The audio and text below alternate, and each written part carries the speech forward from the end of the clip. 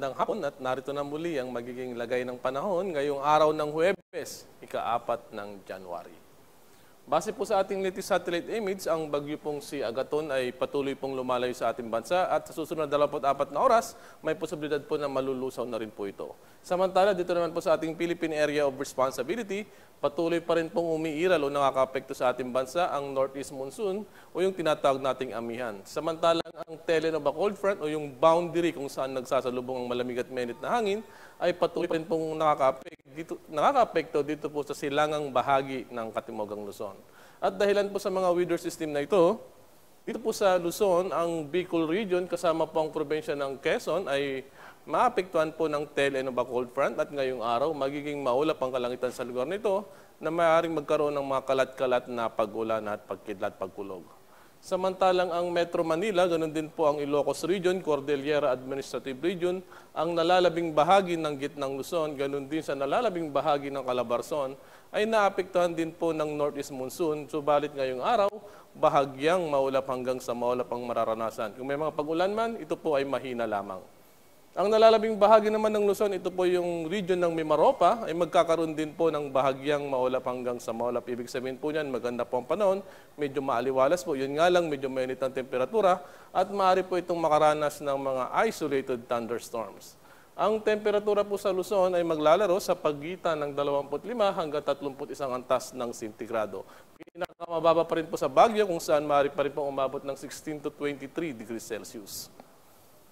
Samantala, dito naman po sa Visayas, ang probinsya naman po ng Samar ay naapektuhan din po ng tail end of a cold front at ngayong araw, maulap din po ang kalangitan sa lugar nito na may mga kalat-kalat na pag-ulan at pagkidlat, pagpulog. Ang nalalabing bahagi naman po ng Visayas, bahagyang maulap hanggang sa maulap ang mararanasan.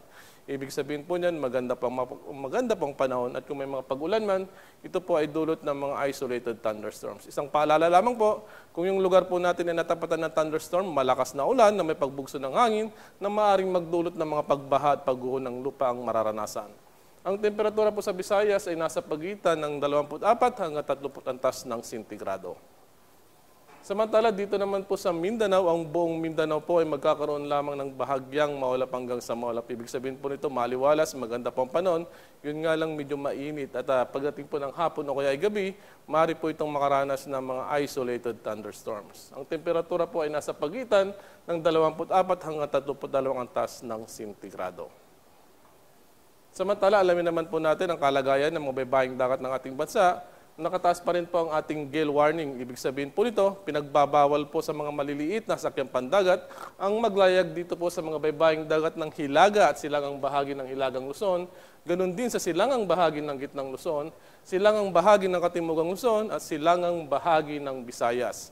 Apektado po dito ay ang mga baybaying dagat ng probinsya ng Batanes, Calayan, Babuyan, Hilagang bahagi ng Ilocos Norte, Cagayan, Isabela, Aurora, Camarines Provinces, Catanduanes, Eastern Coast ng Albay, Eastern Coast ng Sorsogon, Eastern Coast ng Quezon kasama pang Polillo Island, at ang hilagang bahagi ng Samar at ang Eastern Samar. Pinagbabawal pang maglayag sa lugar nito lalo na sa mga maliliit na sakyang pandagat dahil ang pag-alon ng karagatan sa lugar nito ay maaaring umabot ng 3 hanggang 4 na metro.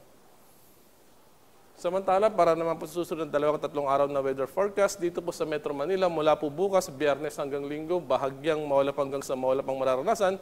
Kung mapapansin po natin yung icon, wala po itong thunderstorm. Ibig sabihin po niyan, patuloy pa rin po itong maapektuhan ng Northeast Monsoon o amihan. Ang temperatura po nasa pagitan ng 24 hanggang 32 antas ng sentigrado.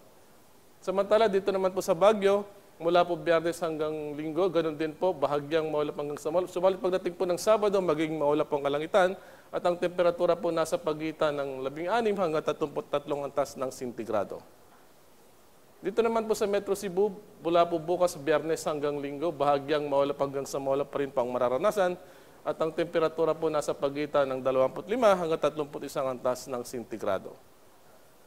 Samantala, dito naman po sa Davao, ganoon din po mula po Biyernes hanggang Linggo, bahagyang maulap hanggang sa maulap ang mararanasan. Ibig sabihin po yan, mga isolated thunderstorm po ang magdudulot ng mga pagulan.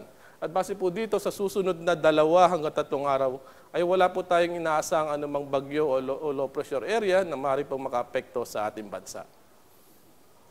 Dito pa rin po sa Kamaynilaan, ang araw po ay lulubog sa ganap na alas 5:40 ng hapon, sisikat naman bukas sa ganap na alas 6:22 ng umaga. Para sa karagdagang impormasyon ukol sa lagay ng panahon, i-follow lamang po at ilike ating Facebook at Twitter, DOST_Pag-asa.